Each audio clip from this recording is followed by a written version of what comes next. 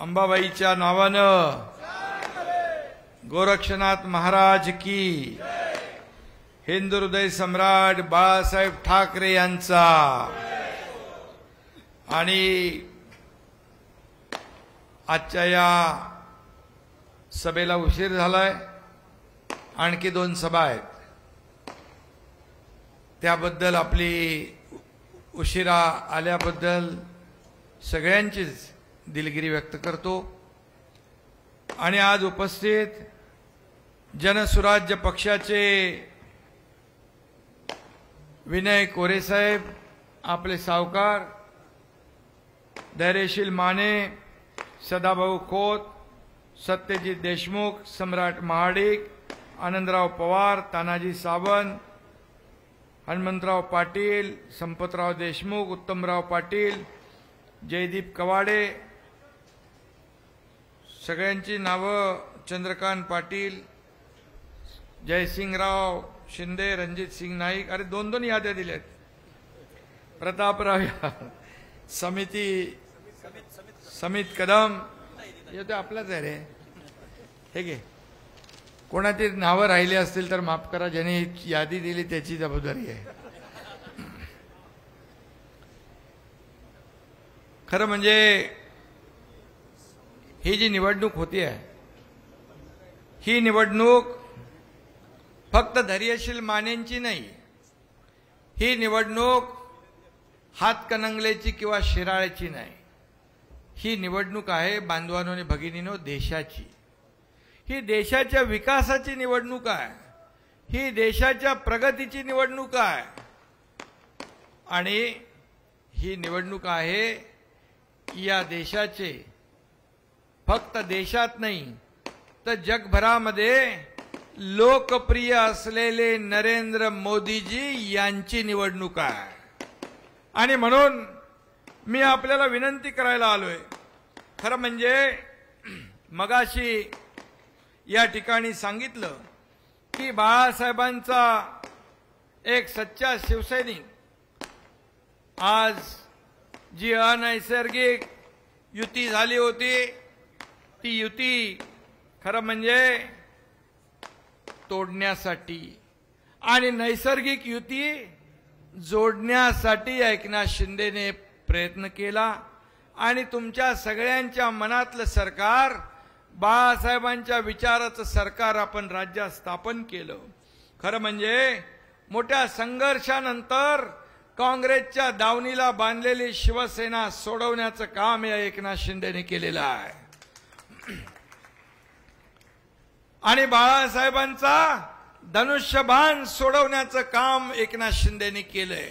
खरं म्हणजे बाळासाहेबांची ज्या भाजपाशी वैचारिक युती होती, जेव्हा अटल बिहारी वाजपेयी, प्रमोद महाजन, लालकृष्ण अडवाणी, गोपीनाथ मुंडे या सर्वांनी मिळून जे शिवसेना भाजपा ही पवित्र युती केली होती, त्याला डाग लावण्याचं काम ज्यांनी केलं त्यांना सडेतोड उत्तर देण्याची हिम्मत या तुमच्या एकनाथ शिंदेने केली आहे। आणि म्हणून मी एकदम साधा, शांत, संयमी माणूस आहे, परंतु जेव्हा माझ्यातला कार्यकर्ता जागृत होतो, बाळासाहेबांचा शिवसैनिक जागृत होतो, धर्मवीरांचा शिवसैनिक जागृत होतो, तेव्हा मोठमोठी साम्राज्य, मोठमोठ्या सत्ता, सरकार जसा टांगा पलटी व्हावा तसा टांगा पलटी होऊन जातो। आणि म्हणून आज मी आपल्याला सांगतो, खासदार कुठं काय करतो, खासदार आमच्या गावात दिसला नाही, खासदार काय बोलला संसदेत, खासदार आमच्या गावाला रुपया दिला नाही, आता हा पुरावा आहे, हा मी स्वतः आता वाचलाय। खरं म्हणजे विरोधकांना हे सडे तोड उत्तर धैर्यशील माने यांनी या अहवालामधून दिलेला आहे। हा अहवाल आपण वाचा आणि प्रत्येक ठिकाणी जाऊन किती पैसे दिले याचा ढळढळीत पुरावा या आपल्या अहवालामध्ये आहे। आणि म्हणून अहवाल प्रसिद्ध करण्याची हिम्मत फक्त काम करणाराच खासदार करू शकतो, दुसऱ्या ऐऱ्या गैऱ्याचं काम नाही। आणि म्हणून मी आपल्याला एवढंच सांगतो, ही निवडणूक जी आहे, ही निवडणूक आपली सगळ्यांच्या दृष्टीने महत्वाची आहे. आज आपण खरं म्हणजे या शिराळ्यामध्ये आहोत.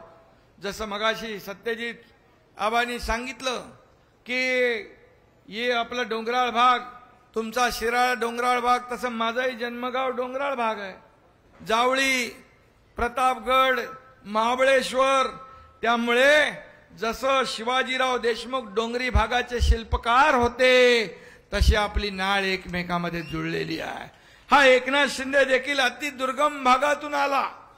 जन्मभूमी माझी जावळीचं खोरं आणि तापोळ्यासारखा अति दुर्गम भाग, त्या दरे नावाचं छोटंसं गाव, त्या गावात माझा जन्म झाला. आणि मुंबईमध्ये जाऊन मोठ्या मुंबईसारख्या शहरात हा तुमचा एकनाथ शिंदे अगदी शाखा प्रमुख ते आज या राज्याचा मुख्यमंत्री झाला, हे तुमच्यासारख्या लोकांच्या आशीर्वादामुळे. आणि म्हणून या डोंगरी भागाच्या समस्यांची मला जाण आहे. आणि शिवाजीराव देशमुख यांनी चांदोली व मोरणा धरणं बांधली, त्यांची स्मृती चिरंतर जपण्याचं काम आपल्याला करायचं आहे. खरं म्हणजे त्यांच्या स्मारकाला देखील आपण किती निधी दिला? 20 कोटी रुपये निधी दिलाय. आता जागा पण देणार आणि स्मारक पण बांधणार, काही कमी पडू देणार नाही. कारण हे देणारं सरकार आहे, हे घेणारं नाही, देणारं आहे. एक हाताने तुम्ही दिलं की 2 हाताने आम्ही देतो. आणि म्हणून दुसरं पण आपण केलं, त्या बाबासाहेबांना अण्णाभाऊ साठे यांच्या स्मारकाला पण 25 कोटी रुपये दिले आपण. खरं म्हणजे हे छत्रपती शिवाजी महाराजांचा आदर्श डोळ्यासमोर ठेवून काम करणारं सरकार आहे. बाबासाहेबांच्या घटनेवर आधारित राहून कारभार करणारं हे सरकार आहे.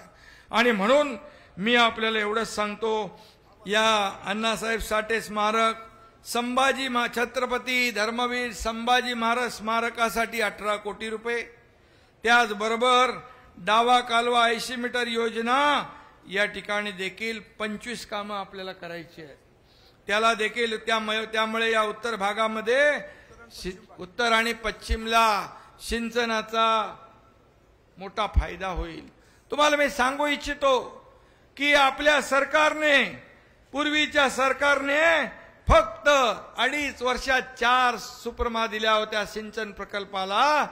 पण या एकनाथ शिंदे, देवेंद्र फडणवीस यांच्या सरकारने या ठिकाणी 122 सुपरमा दिल्या आणि सिंचन जवळपास 30 लाख हेक्टर जमीन ओलिताखाली येणार आहे. नंतर अजितदादा आपल्या बरोबर सामील झाले. आणि म्हणून या ठिकाणी आज या सरकारचं काम जे आहे लोकाभिमुख आहे. प्रकल्प बंद पाडले होते अगोदरच्या सरकारने सगळ्या योजना बंद होत्या. पत्रकार इकडे आहेत, त्यांना माहित आहे की लॉकडाऊन हा त्यांचा आवडीचा विषय होता. परंतु लॉकडाऊन करून लोकांचं पोट भरता येत नाही, घरी बसून सरकार चालवता येत नाही, फेसबुक लाईव्ह करून लोकांना मदत देता येत नाही. त्यामुळे फेस टू फेस शेताच्या बांधावर जावं लागतं, त्या शेतावर जावं लागतं. आपत्ती आली, संकट आलं, कोल्हापूर सांगलीत महापूर आला, तेव्हा तिथं जावं लागतं. आणि हे करणारा हा तुमचा एकनाथ शिंदे आहे. आणि म्हणून मी आपल्याला विनंती करायला आलोय, तुम्ही खरं म्हणजे या डोंगरी भागामध्ये विकासाची गंगा आपल्याला आणायची आहे. या भागामध्ये धैर्यशील माने यांच्या रूपाने तुम्ही खासदार पाठवला तर तुम्हाला या भागामध्ये, कारण मोदीजींचं सरकार पुन्हा येणार आहे. आपला नारा काय? अब की बार फिर एक बार. म्हणजे त्याच्यामध्ये आपला धैर्यशील पाहिजे का नाही?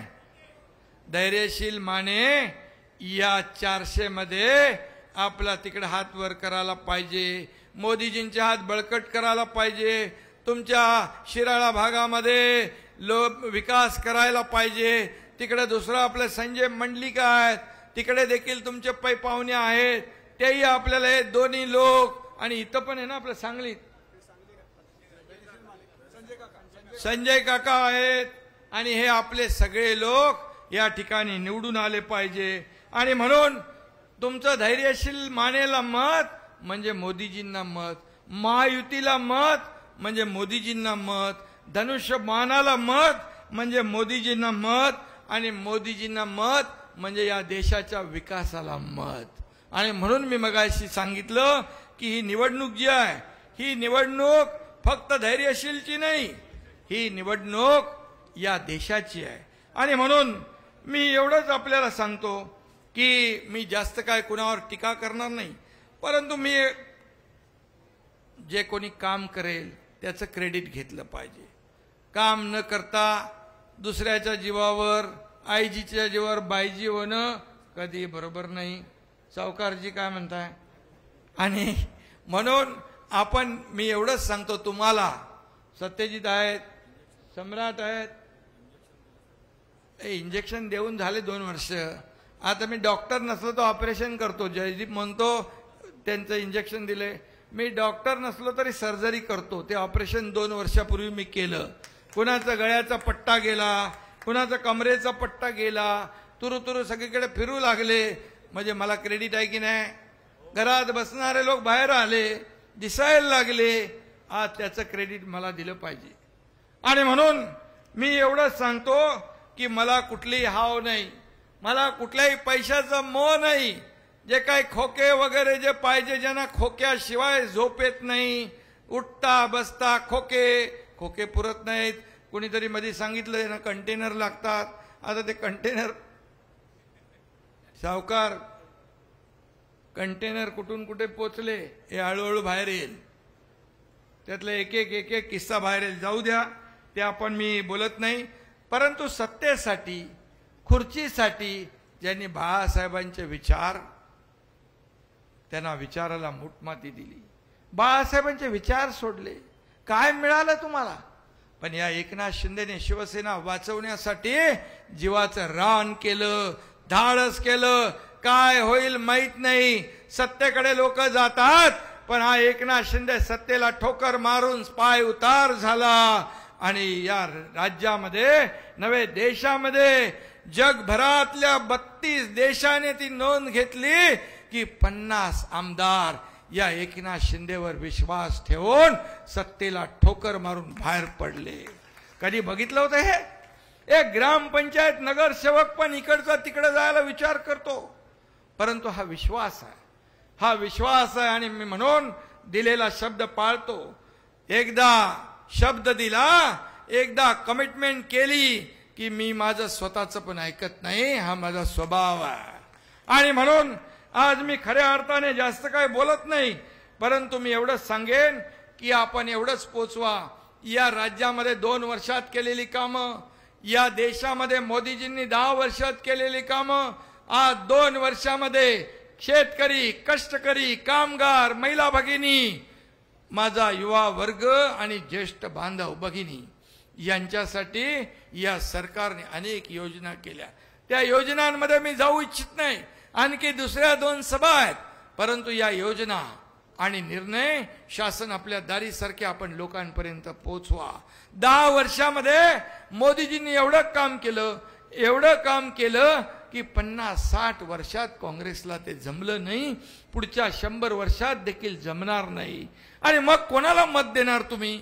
जे देशभक्त, देशाचे प्रधानमंत्री, 24/7 काम करणारे, 10 वर्षात एकही सुट्टी न घेणारे, पूर्ण जीवन देशाला समर्पित करणारे, आणि दुसरीकडे थोडं गरम झालं की थंड हवा खायला जाणारे परदेशामध्ये कोण पाहिजे तुम्हाला? आणि म्हणून मोदींशिवाय पर्याय नाही। आणि म्हणून आपण नेहमी म्हणतो मोदी है तो मुमकिन है। आज जगभरामध्ये आज मोदीजींच्या नावाचा डंका, आपल्या देशाचं नाव अभिमानाने लोक घेतायत, आदराने लोक घेतायत।